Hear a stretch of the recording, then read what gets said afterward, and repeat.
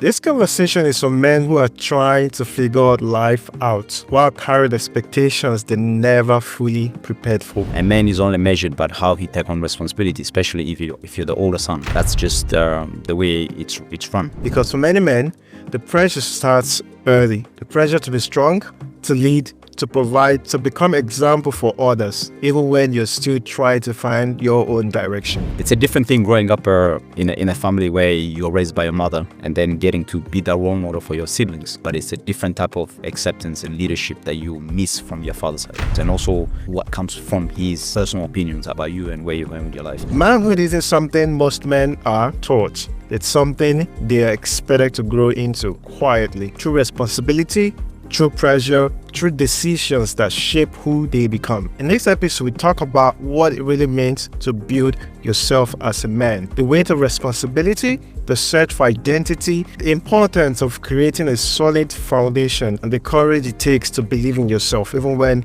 doubt is present. Because before you can build a life with someone else, before you can lead others, you first have to become someone you can stand on. What do you think will be missing, especially for young people, in going out to look for a partner? What is that thing that's missing? You as a man, potentially, you need to build an island. You become an island that potential women can be attracted and want to become a part of. Don't be an island where people don't feel settled in. Yes, of course, I've been in a relationship. Yes, of course, I hang out with women. But for a very long time, it's been a thing of like, I need to create that island for myself. An island that women can be comfortable with. It's setting up a foundation, potentially, and then the women come in. Then we can work on things and progress and grow and become as one, right? Are we all capable of believing in ourselves? Believing in oneself is, for me personally, is understanding what exactly I want to execute and who I want to become. Deciding, okay, I'm gonna go after it and have the faith in myself to be able to go after it. You will always feel some type of thing, I can point out, starting off this podcast, potentially you will have felt certain ways. Am I capable of doing it? Is it, can I really do it? Can I execute it? Can I meet the right people to come onto this podcast? You will have all those type of questions come into your mind. But eventually, if you really want it, you will go after it. Feel the fear and still do it. Because eventually you're going to face that fear. You're going to keep refacing it. You're going to keep being scared about it. It's either you face it and you go after it, feel the fear and go and do it anyways. Or if you feel it's too much that even though you're feeling the fear, you want to do it, but you cannot move, you cannot get out, you can actually never get out of your head to go and do those things, then that's the time you actually need to rewire, reset, and really get rid of the fear. I've been reading the comments and DMs, and they are filled with beautiful messages about how much you've enjoyed watching and listening to these conversations and how powerful the stories have been. But here's the problem. Over 90% of you watching are not yet subscribed, and I know you're watching. So please hit that subscribe button to join our podcast community and help us attain our goal of reaching 2,000 subscribers in the next 2 months. Thank you. Hey, Lawrence. So, All right, how are you today? very good.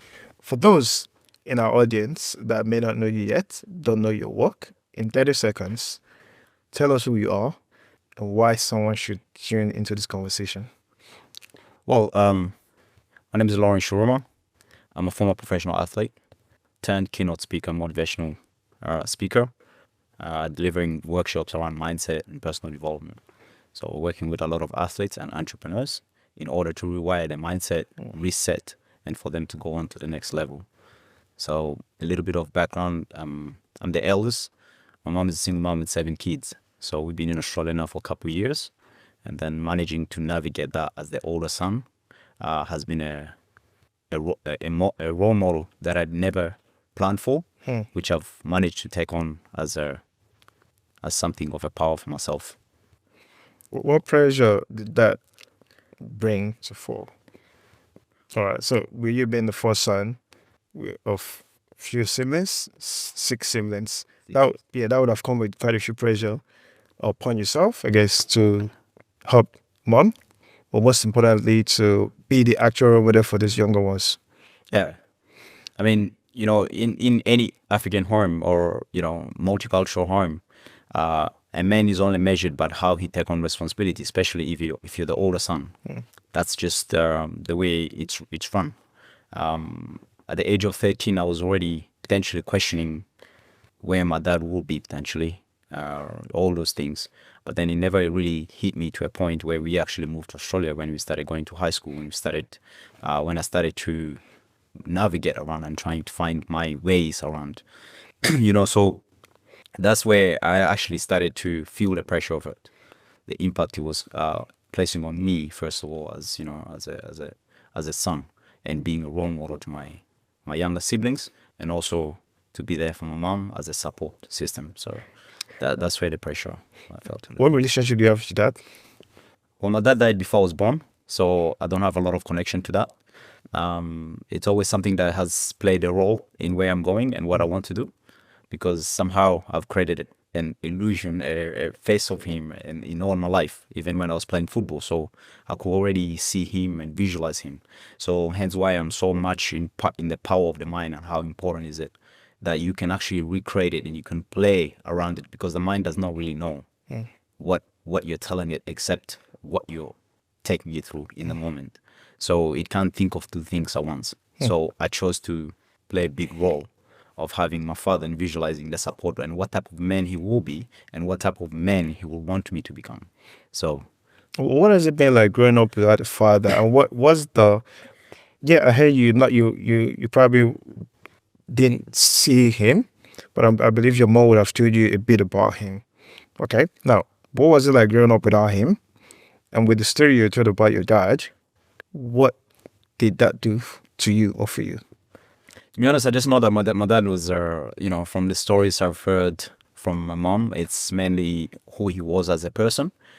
We've never really dived deep into that question. Hence why, you had one of the guests that was talking, the certain question that you got to ask your parents. There will be always moment. There's obviously a little highlight, a little conversation about it, but it's only minor conversations. He was a businessman, a guy who obviously made things for himself, living in Sudan, who wanted to create things for himself. So basically, I've taken that on to just see what type of man he was, but I've never really seen a picture of him. I've never really spoken to somebody apart from what my mother have ever told me. So You've never seen a picture of him? never seen a picture, but I know his brother is named Lawrence, so I'm named after him. So I know What it looks like? certain stories of he had a business, passed it on to to his brother before he passed away. Then there was obviously a whole scenario that has gone on. The business is still in existence. There was scenarios around the business and all of that, but that's not for me really to worry so much about. My main thing is like, how am I utilizing the information that I'm receiving, and how am I playing it in my mind in order for me to achieve my success in my world, in the way I'm going with my life, because I can't really bring that back. Absolutely. What's gone is gone, and that's for some years it was a very sensitive topic for me up to today, in a way, which comes and go. I can sense But, that actually. But I've really embraced a moment where I took ownership of my life instead of holding him accountable for my life or building a whole thing around him in a way. I did that for a long time, but there was a point when I got into personal development on a different level that I needed to really put him in a position that, hey, you're not running my life like that anymore. I'm not giving all my powers to you. I'm not giving all my powers to what my mother will tell me about him, but I'm going to build my own legacy. I'm going to build my own way in the vision of you, in my own personal imaginations of who you potentially want me to become. I want to become great for myself. I've got 2 questions and I'll move on from this conversation. If you had a question to ask your dad, if he was sitting right in front of you today, what would that question be? It's a very huge question. I know for sure the big question that I'll probably ask him is, are you proud? Proud of you? That's pretty much what, one of the questions I'll ask him, because it's a different thing growing up in a family where you're raised by your mother, and then getting to be the role model for your siblings. It's a different type of love that you feel from your mother, but it's a different type of acceptance and leadership that you miss from your father's side. So and acceptance, and also what comes from his from his personal opinions about you and where you're going with your life. That's something I never really got to capture, except the ones that I've created for myself. And sometimes I'm like, yeah, man, I know you're happy. That's it, done. It's the conversation. That's it. So I can feel it. I can see it. I can connect with it. And sometimes it's questions like, if it was you, what would you do here? What type of things, And then somehow the answer somehow comes.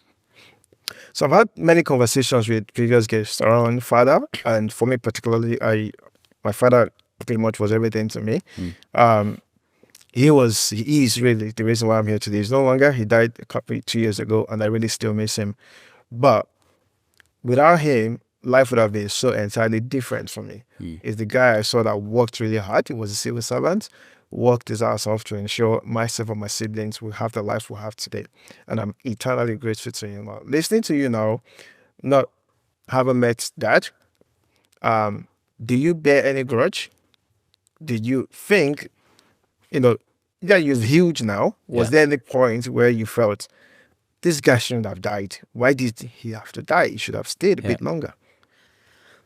I think, to be honest with you, I've never really had the thought of what had happened there, because obviously it's not like he took his life in a way, So that, and if he was, I actually don't know.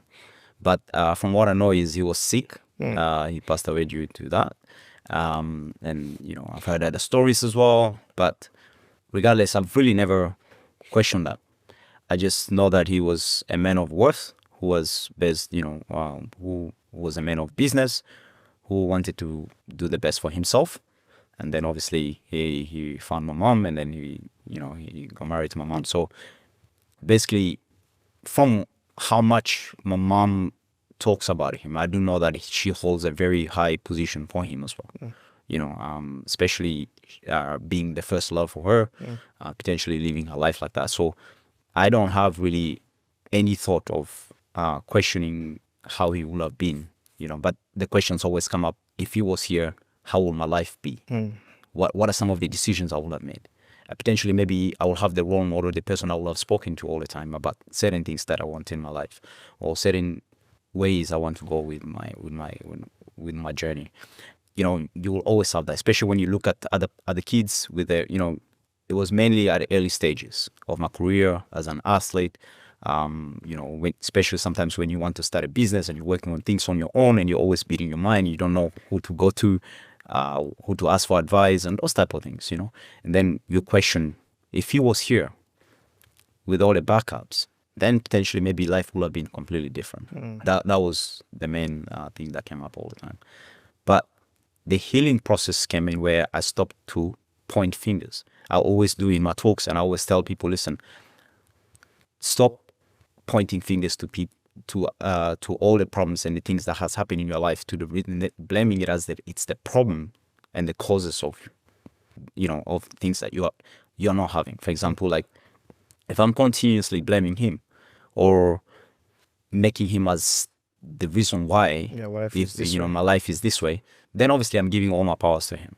It's the same as blaming my problems to a lot of things that's going on, that comes up. You need to start taking ownership, because taking ownership is completely different story. So that's why I really, really, really dive deep into that, to start understanding that the moment I started to do that, that's when the healing started to happen. Then I create a relation with him in a positive way, So and from there on, it's been amazing.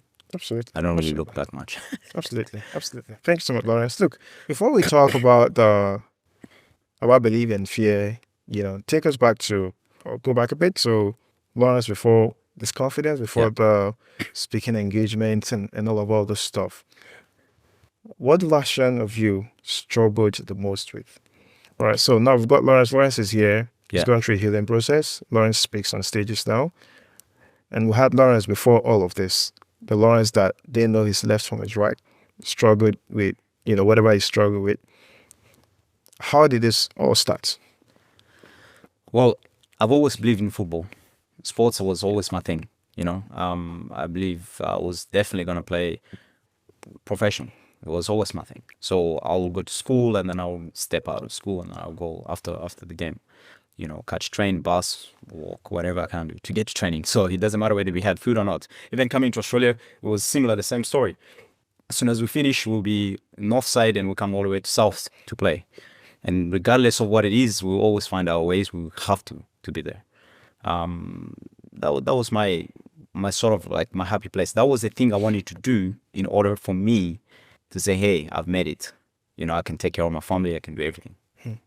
Now, when all of that came to crumble, where I felt like this is not the only way, through injuries, to all the setbacks and all of those things. So I started questioning it, and then now it was a little bit difficult and too late in order for me to tap into that, to go and study, for example. I felt that way because that's the conversation you hear from people all the time. Hey, if you miss the train of studies, then it's over. If you concentrate on football and then you don't make it as professional, then it's over.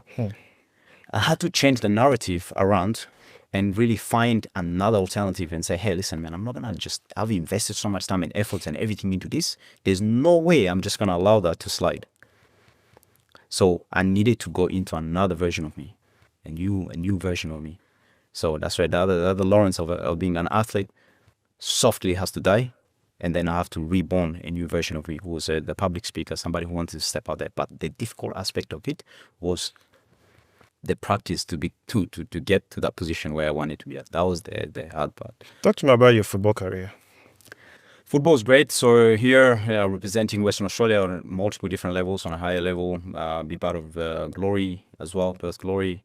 Then obviously playing for the state team as well. As a young kid, 15, I was here playing, representing, traveled as well a lot of times with the state team, top 5 youngest player around Australia at the age of 15. So it was, it was my thing. Whenever we come back, there'll be like maybe some Western Australia newspaper, oh, Lawrence, So it was like, I'm making it. There's no way around this, we're just going full power here. Then I continued doing that. Then obviously it didn't work well by signing a professional for Perth Glory, which we put all the effort into it and everything. So then it stopped, where I wanted to look for other alternatives to work. But then one of my friends was playing professional in another country, who I played with him as a junior. One day we're just having the conversation around it. He goes, man, why don't you go to Asia and try different things? And then I was like, ooh, I don't know anybody in Asia. There's no way I'm going to go there. How am I going to pay for it? I don't know the agents. I don't know anything. No, nothing. So, but one day it just hit me where I felt like I have to go after the things that I really want. It does not matter if I'm in Australia now, I'm comfortable. I'm feeling comfortable here, and that's what it is. And my mom wants me to stay here because it's safe. But the biggest leap was like stepping out of my comfort zone to go to a different country. So I went, and that's when I got out, and then I went to Malaysia to play during trials, finding clubs.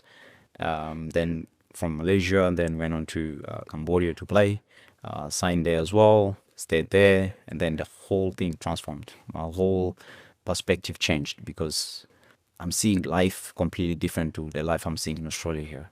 And then also I'm connecting with people who are traveling, who are coming there. So I'm now speaking to people from different countries and engaging with people differently.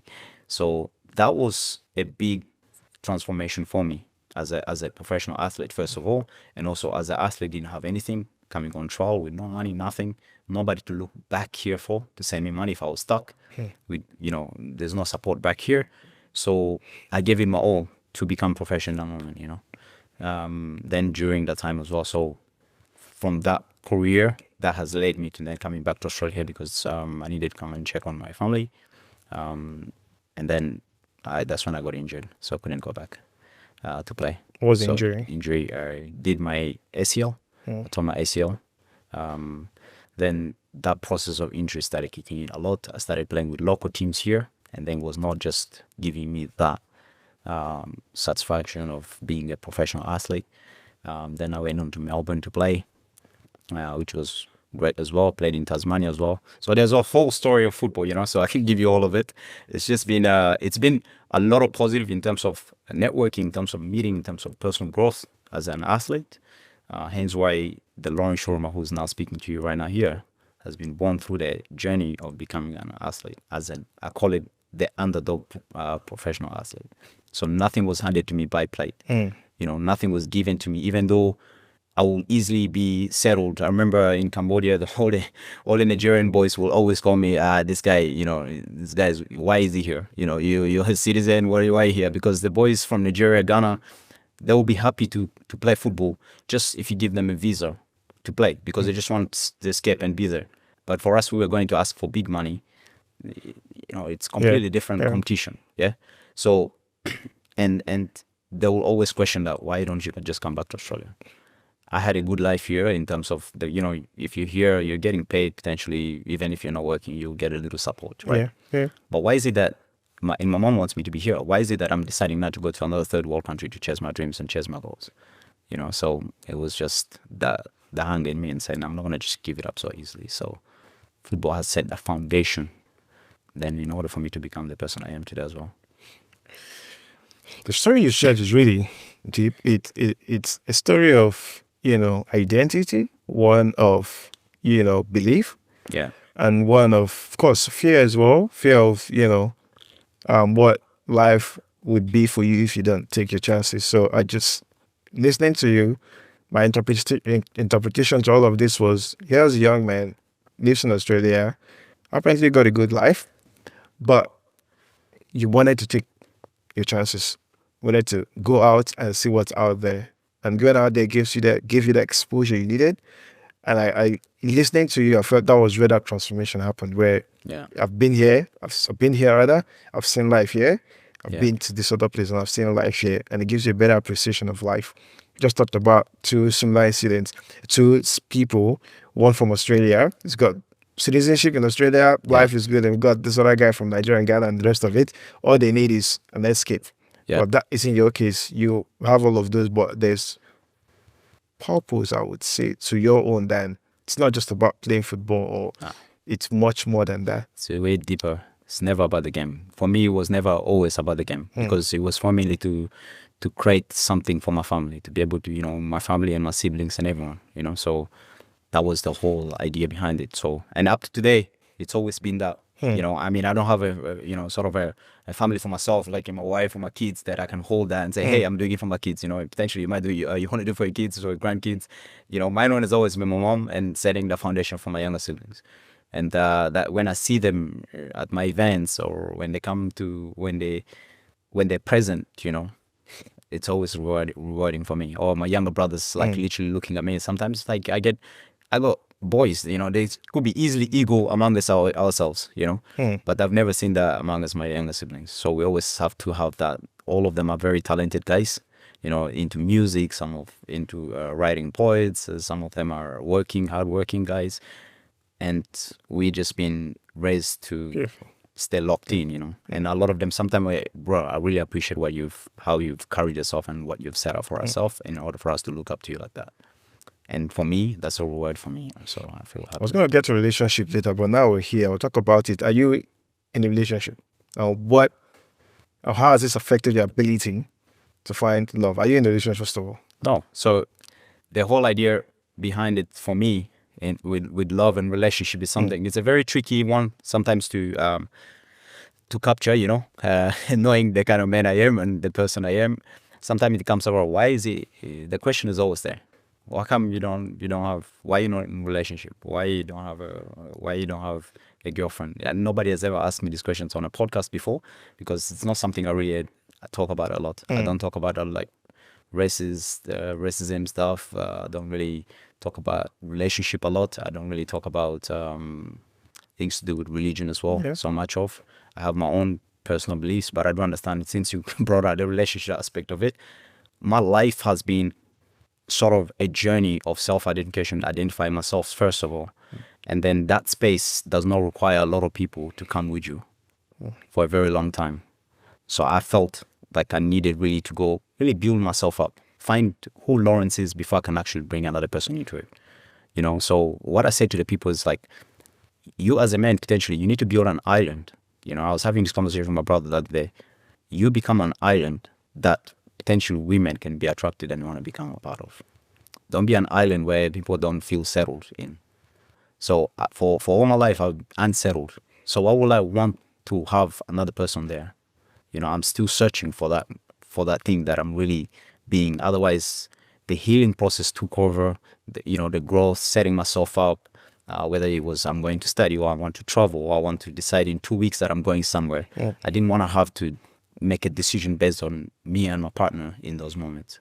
I did at the early stages. Yes, of course, I've been in relationship. Yes, of course, I hung out with women. But for a very long time, it's been a thing of like, I need to create the island for myself, an island that women can be comfortable with, setting up a foundation potentially, and then the women come in, then we can work on things and progress and grow and become as one, right? And then from there, then it leads on to then developing a family. Why do you think this conversation is important? You just made a very important point. You need to, of course, self-identify yourself first, know who you are before finding or getting somebody to journey life with you. What do you think people are missing, especially for young people, in going out to look for a partner, either girls or guys? What is that thing that's missing? Because you see a lot of people out with a girlfriend. Oftentimes it looks like they're fashionable. It looks like it's fashionable now, or just go get somebody. Yeah. But then you go in and then realize this person doesn't even know who he or she is yet. Yet they're trying to lead somebody else. What do you think is missing currently?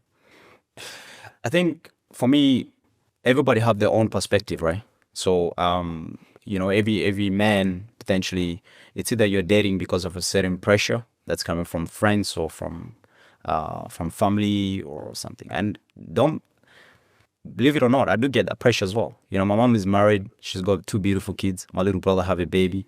I'm the oldest, but I love my little nieces. I love my family, and then my mom and my uncles and everyone always talk about it. Every event, every party. As an African man, you who set up a foundation for yourself. I'm happy with my life. I literally have created a life that I'm genuinely happy with. So like I don't really stress about all those things. But I've never been to a position where I feel like I need to have a woman in order for me to feel complete. Is it hard finding the lady? I do date, not gonna lie, I do date. Finding the right one, is it hard? I wouldn't say finding a right one suitable for your lifestyle and everything could be tricky for other people, but for me, so I've never really had an issue with finding girls. Okay. But I've just never been prepared to say, hey, let's take this to another level where it's getting to a level of marriage and all of those things. That never crossed my mind. You see that happen anytime soon? Well, the stage where I'm at right now, it can happen anytime. Okay. I'm not having no denial around it. I run into a girl, and then I'm happy with. We're both happy. Our mission align. It's very fast for me to lock in. I'm not one of those who will say, I want to waste it. If it's aligning and the vision is correctly and we're happy, that's it. So I don't really look at someone things as well of like what the people have as well. It's me connecting with the person on a deeper level and we're actually engaging conversations, because if I'm happy with you and we joke around, potentially I don't need to overthink about my life with you, yeah? So you're happy too. Whenever we're hanging out, it's boring, but we're still happy. That's what matters, because eventually this life is a journey, yeah? Yeah. Thank you. No. Don't ever ask me about relationship again. This guy. Look, what Otherwise, does... I'll start laying down numbers for you now. It's hard to Okay, whatever. It's always a hard one. don't- But yeah. But what does believing in yourself truly mean? You hear people say that a lot, believing in yourself, believing in yourself. Yeah. Are we all capable of believing in ourselves? So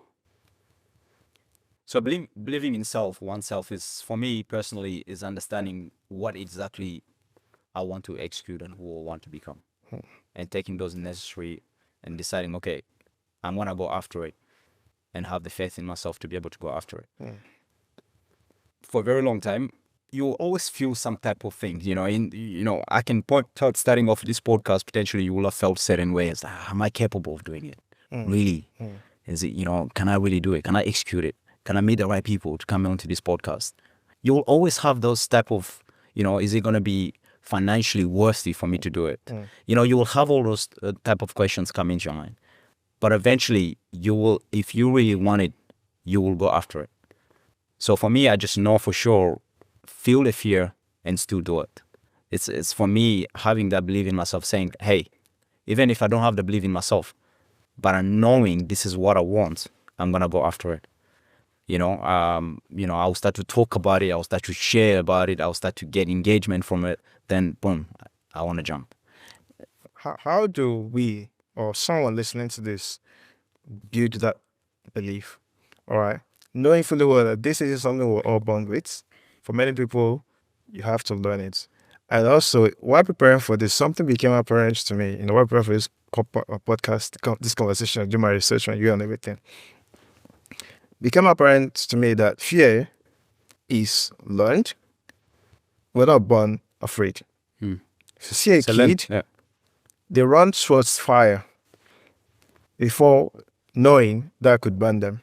Yeah. What does that tell you? They're not afraid. You're not born course, afraid. After a while, you learn to become afraid. In actual fact, your environment teaches you fear.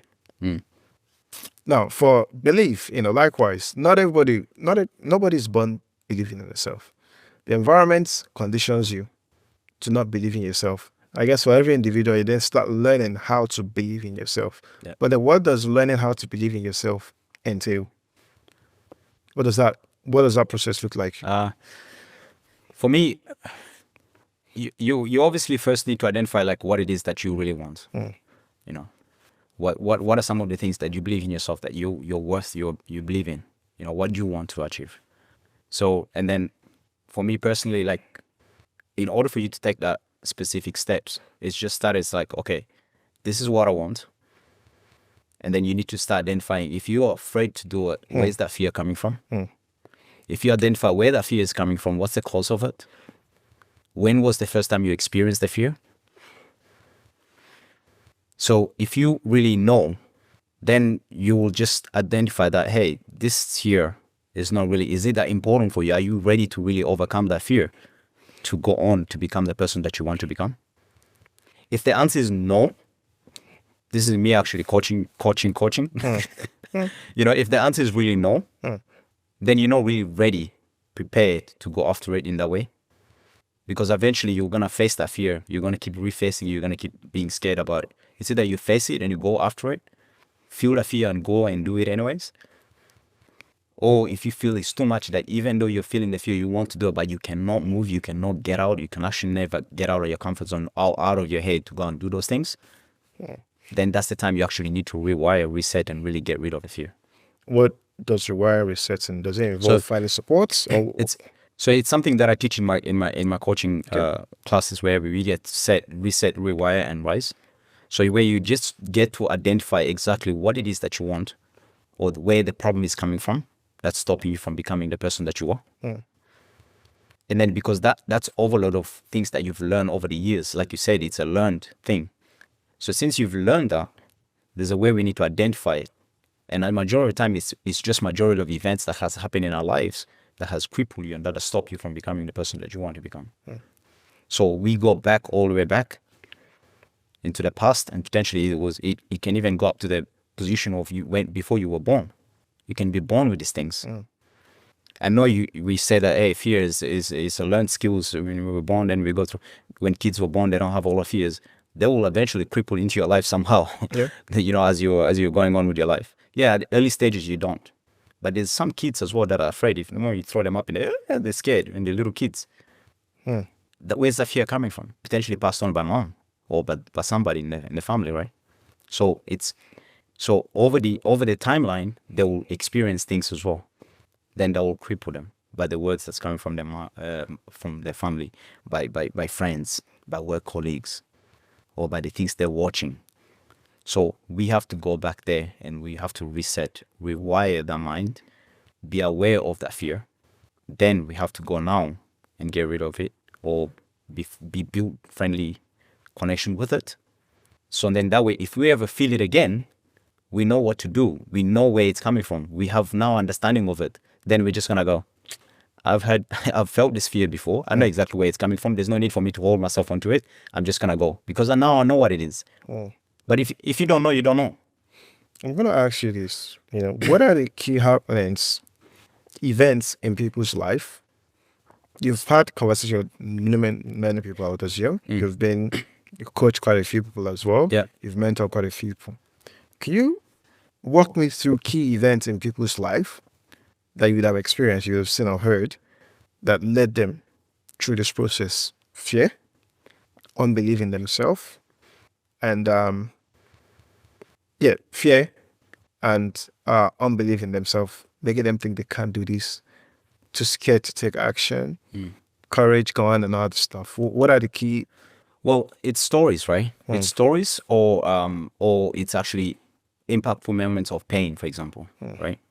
It could be stories, I've heard stories, or watching stories, or listening to whatever, or it could be pain. Yeah. So, I'll make a description as if an athlete just broke their leg. The next time, before they can even to be, obviously it's an athlete, but before they can try to kick the ball again with the same foot after just coming back from injury, what's gonna happen? They're gonna keep pulling out all the time, right? Because they still got the mind, the memory of that injury. They still feel like their leg is not prepared. They can't do it just yet. They have to condition again, condition. Then now they unconsciously they have that belief now that they can kick without even thinking about it anymore. Because just before that event has happened, you try to get them to kick the ball, even though they feel okay, but their mind will not allow them to actually be free because they're consciously thinking about it. They're consciously thinking about what part of the foot they have to kick the ball with. But over time, if they condition, again, now they unconsciously have the belief that, hey, they don't have to think about it anymore, they're just doing it again. Then they get used to it.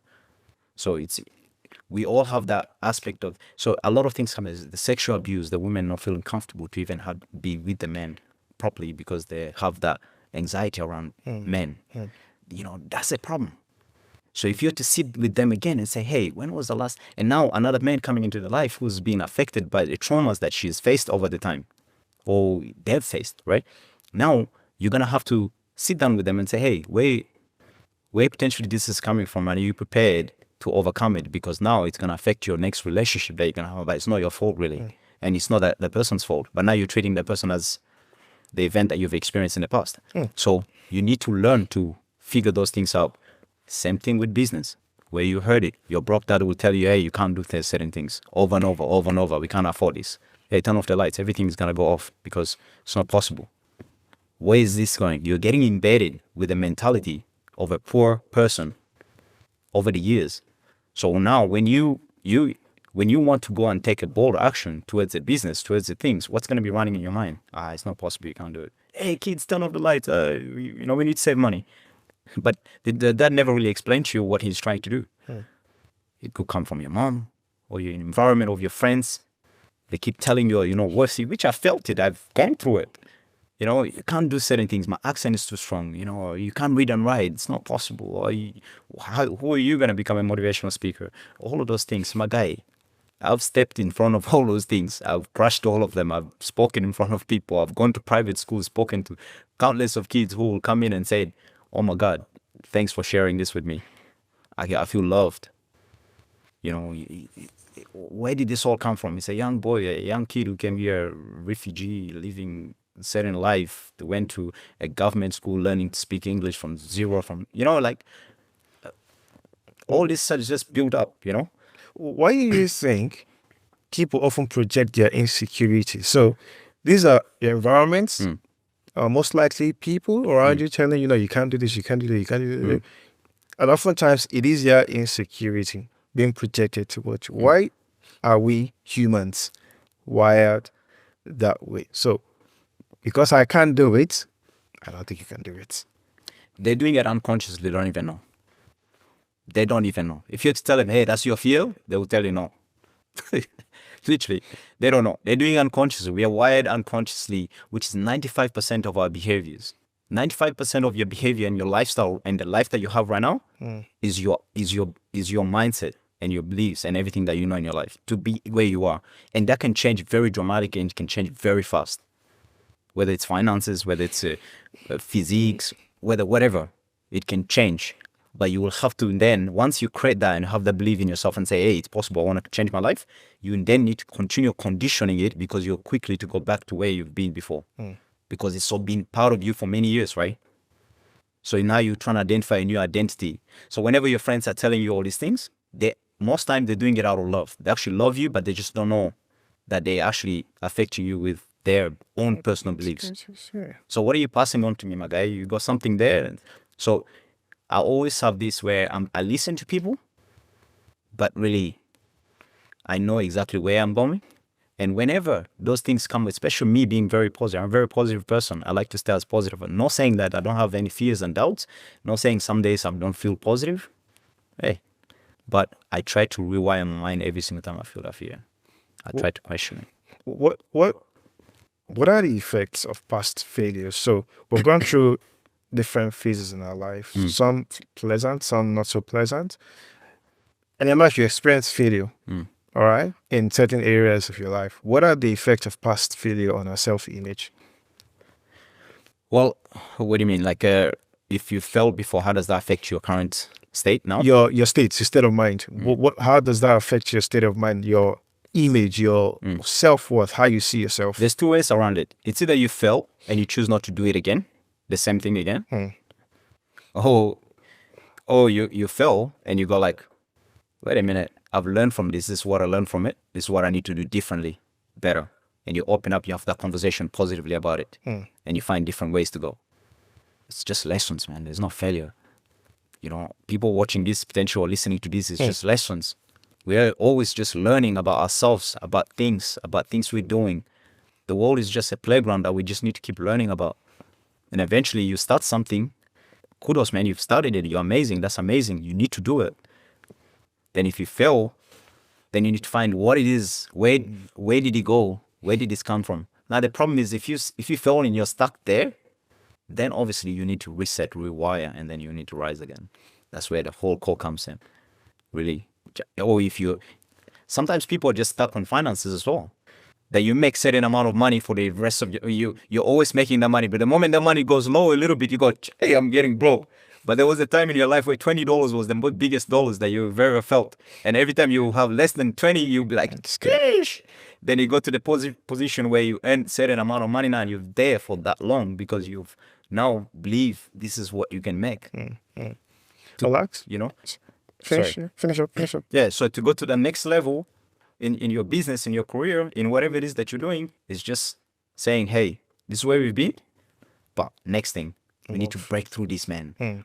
But every time you question yourself, you want to break through these finance blockages, or you want to break through this new growth, you want to go to the next level, there'll be fear there.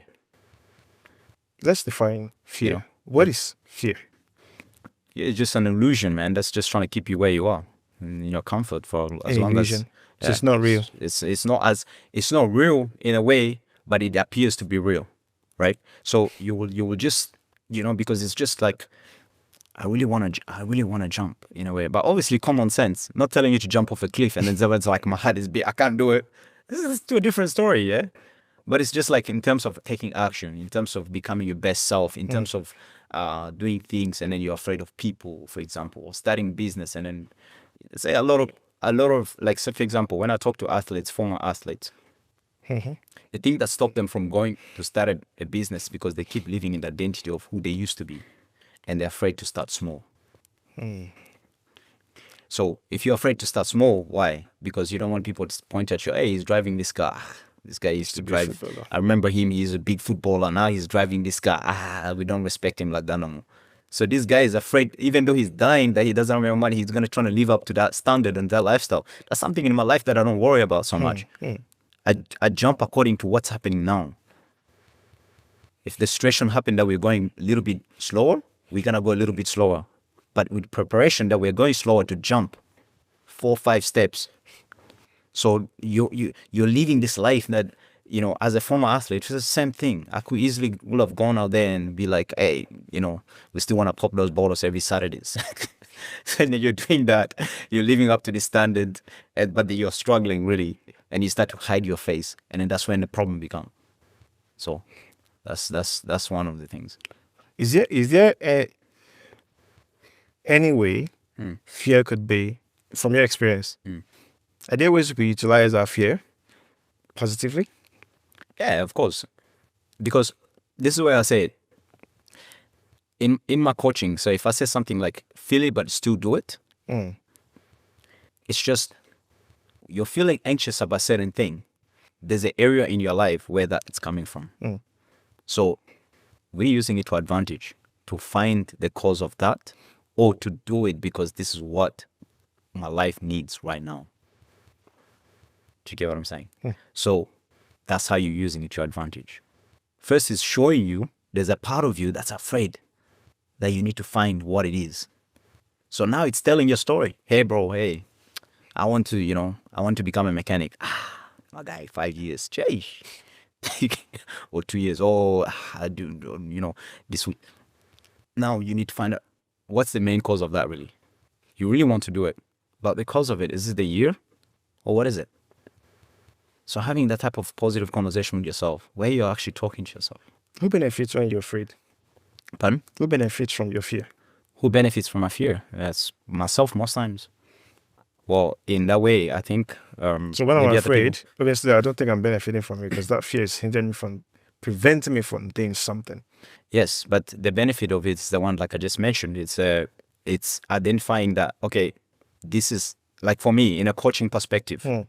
There's a fear of doing certain thing that you really want to do. So the benefit of that is you're either gonna do it or you're not gonna do it. So now you need to look at it in different ways. Feel the fear and do it anyways, or identify exactly what's the reason behind it that's stopping you from doing it and learn to heal from it. So next time if you feel the same fear again, you will know how to deal with it. So if I were to So identify it's benefiting me in a way.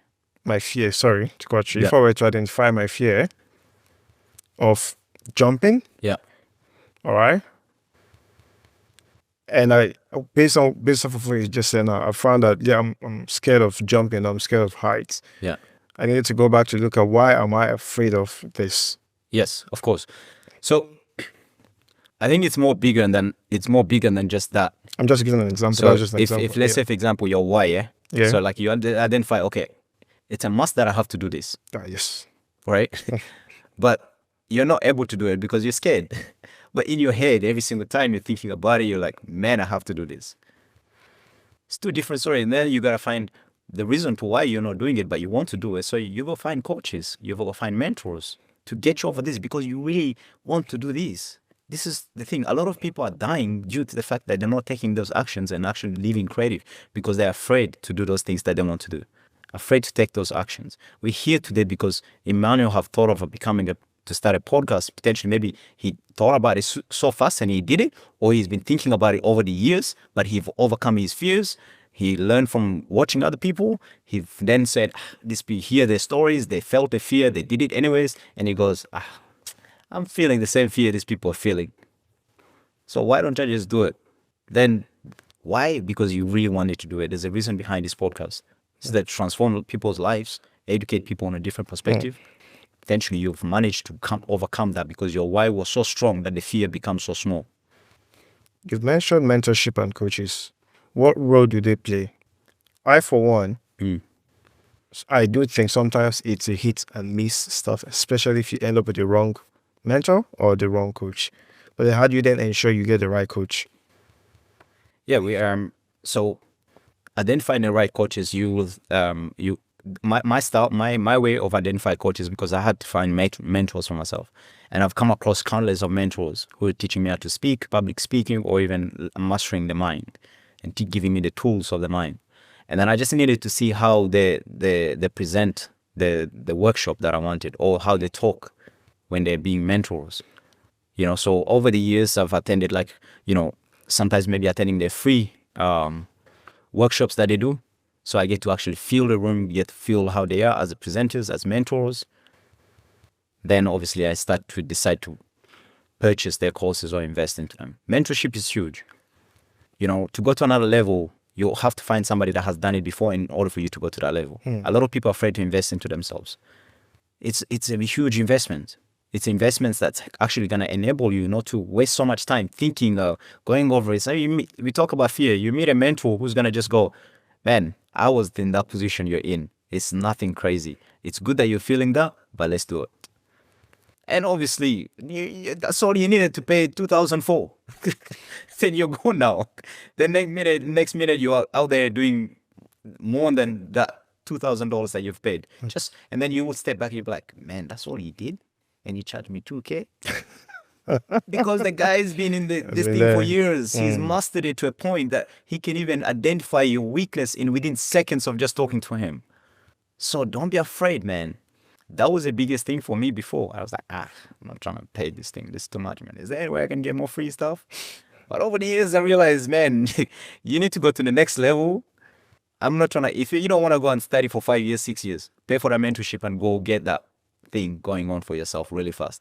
Go, even if the person is not a mentor, but you see him as a role model, you see his success, and you want him to help you out. Stop going in different direction. You need to be of a value exchange, either through offering him service or through paying him or through asking him in a way that he can be able to say, hey, let me help this person.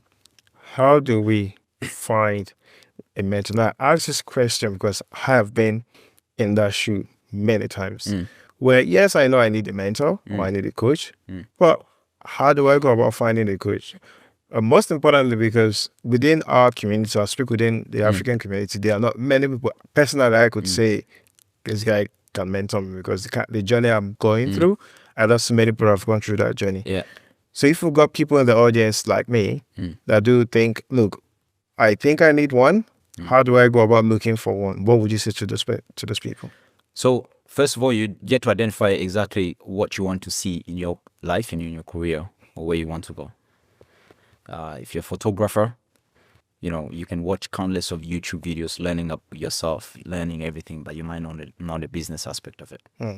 Or some people will drop some nuggets, how to run a business, how to charge people.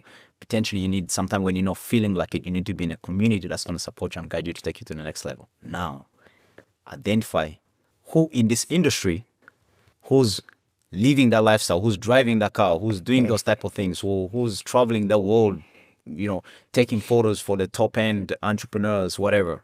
Now, let me go and start connecting with them. Let me follow them on social media. Let me start following their journey a little bit. Let me be vulnerable enough to put in a comment or send them a message and say, hey, brother, hey, Jackson, hey, whoever you are, I love what you're doing. This is what I'm working on. I want to see, where my struggles are like this. Can you help me with this? Or can we work on this? Or a lot of the mentors nowadays, a lot of the coaches nowadays, they're actually running workshops. Just purchase one of their classes. Offer to pay for them. That's the best way I've done it.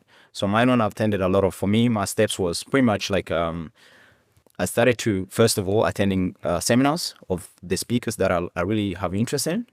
And then I attended countless of seminars. Even if I didn't like them so much, I still attended.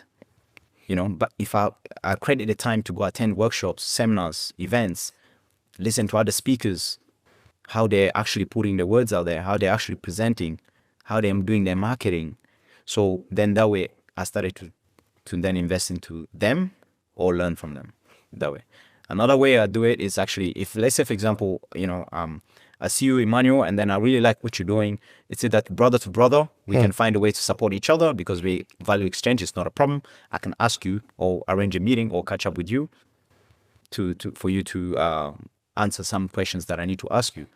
Other ways is actually just be bold enough and say, hey, Emmanuel, I would love to spend time with you. How much do I need to pay you for an hour of your time? Then let you spit out your figure. You'll be surprised. Sometimes the guys turn around. I've had this before. The guy will just turn around and say, you will just laugh.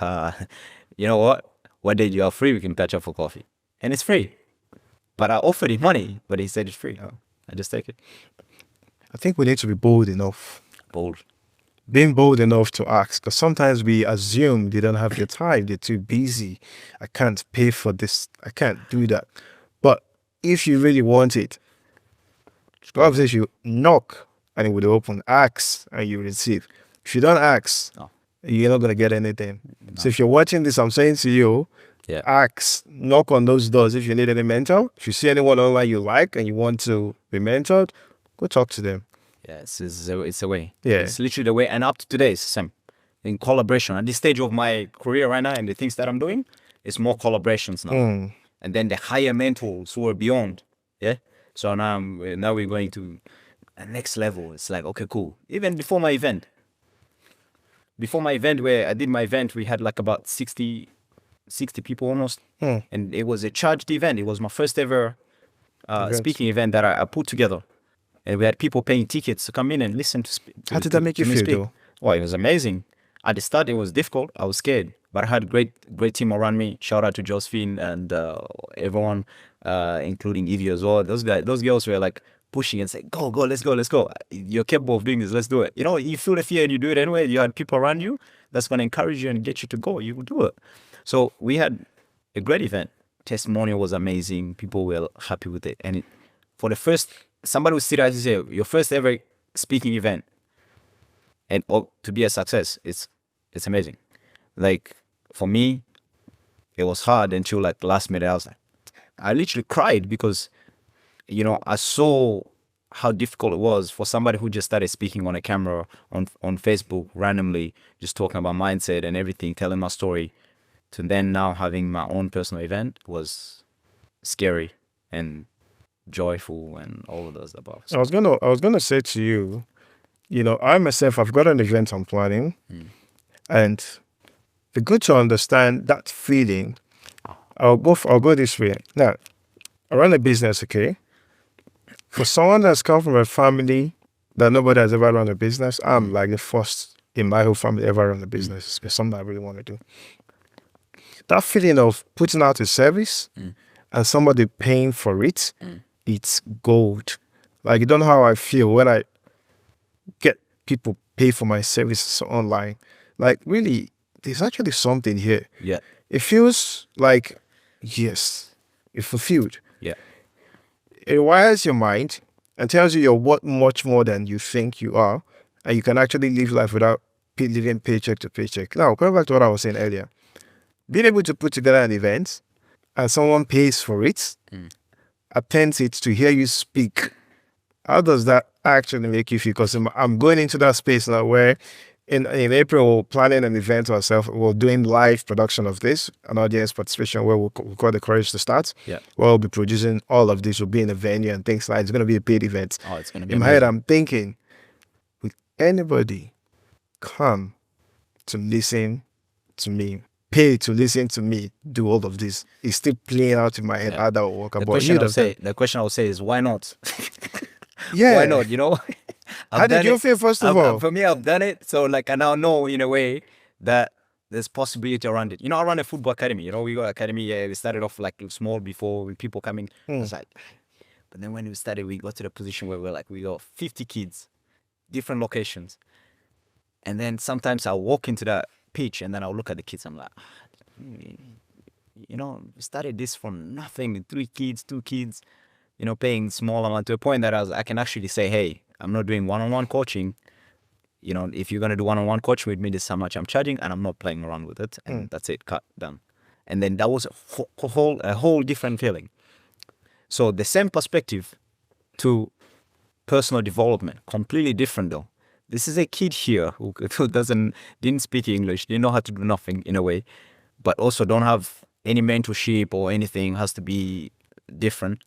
Now we're sitting there running a program, working one-on-one with athletes or entrepreneurs, getting them to overcome their fears and their doubts, heal their burnouts, and helping them to go to another. And they're paying for this service to sit there with me for an hour.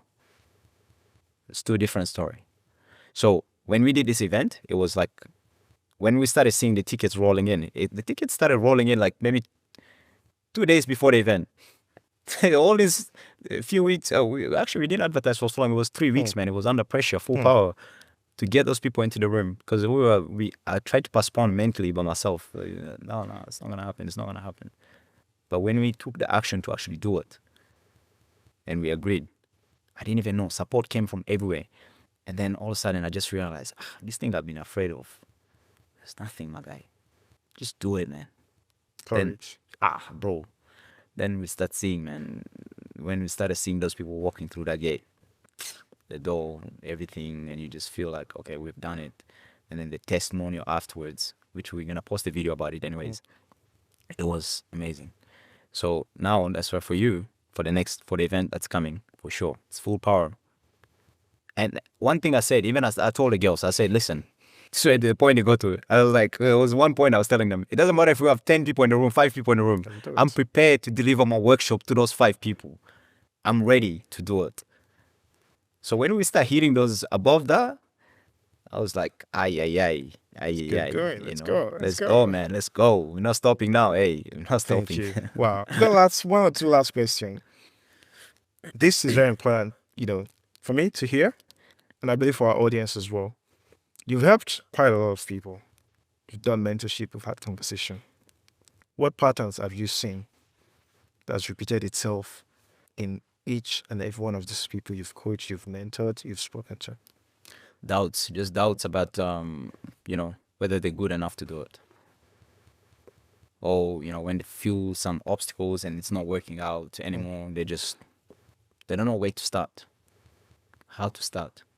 A bit, and then you just, the best thing is usually I just identify what it is exactly they want. So we need to dive deep into it. What is it exactly the person want? Why?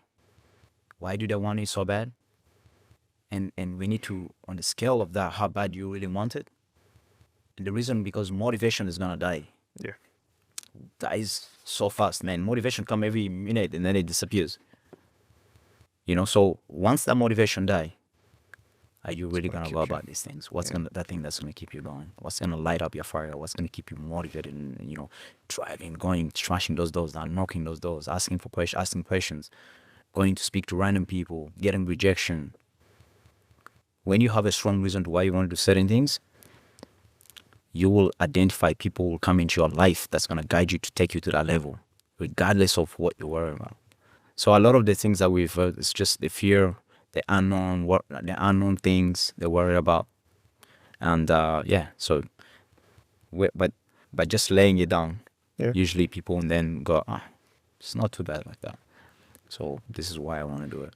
And sometimes potentially they might pull out and say, my why is not good enough. Then that's when we go, think of a bigger goal, then come back and we can work on it.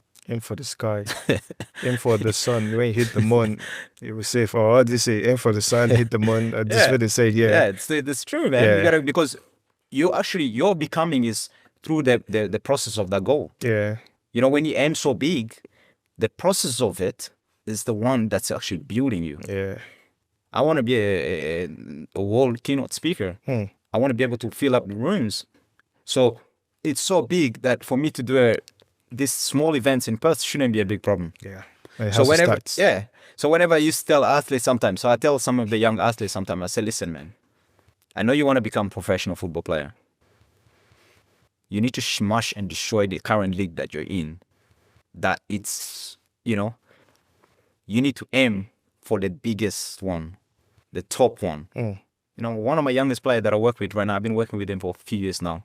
Mentally, his dad literally wants me to work with him, and one of the key words is that I want him to develop the championship mindset. I can take him to any other coach, any other person around Perth, but I want him to work with you. And for years, ever since he was 6, he's been working with me. He's 15 now. Whether I'm here or I'm not here, just tapping in. Whenever I'm missing, he's always on my case. He will write me, yes, why were you not here? You need to show, you need to come. So, and one of the biggest messages I always say, he plays for the under 23s and he's 15. So I said to him, bro, you need to be thinking of first team, even when you're playing for the under 15s. And his dad never believed it. After a while, it didn't take him long. The kid started climbing. 15, he was playing 18. 18 last year, they offered him a deal. They said, hey, you're going to be the first 2 young kids in that. We're going to give you the under 23s contract. You're going to have to sign it. Boom. Now he's there. He's close to playing first team and he's only 15. So what's that? It's just a concept of it, yeah? Mindset. If someone's watching this right now and they're talking fear, doubt, doubting themselves and, waiting for permission to start, what is the one truth they need to hear from you today? So, in 30 seconds. If somebody is now having the fear and the doubt, you need to just sit down really with yourself. Identify exactly that thing that you want. Identify how badly you really want it. And what are you willing to do to get it? So look at it and really see it and sit down with it. Because if you cannot identify those things and putting that effort and understanding exactly what you want to do, because you're going to lose some people, you're going to lose some things in your life in order for you to go after those dreams. I've lost some friends. I don't have a lot of friends. I have good friends, that we can sit down, we can hold past conversations and all of that. But where I'm thinking and where I want to go, it's difficult for me to associate and trying to have those conversations. So majority of my time is spent alone. It's a lonely journey as well. It's a lonely journey that will put you in front of so many people that's going to love you and cherish you and push you to other directions. Are you willing to do that? The choice is yours, you know. That's a good way to end this conversation, Lawrence. Thank you so much for joining me on this podcast. I will say this to you. I've not said this to many people. This is the best conversation I've had on this podcast. Thank you, man. It's amazing. Thank you so much, Lawrence. It's Thank amazing. you. Thanks for coming. It's pleasure. It's pleasure. Hope you had much fun as much fun as I did. No, I mean, like, you know, all I want to say is congrats to you. You know, you're opening doors for a lot of entrepreneurs and a lot of people seeing this, and obviously setting the tone and allowing a lot of people to come here and share and potentially, you know, with the vision of the next and what's come to with the events and all of those things. Like, I'm looking forward to how amazing this can go. You know, I want to see a lot of my people like this doing amazing things, you know. We're gonna see where we can go with it. Absolutely. We're already in a great journey, so Let's I'm get it excited going. for you, my brother. Thanks, man. I'm excited for Appreciate it. you. Appreciate it. Thank you.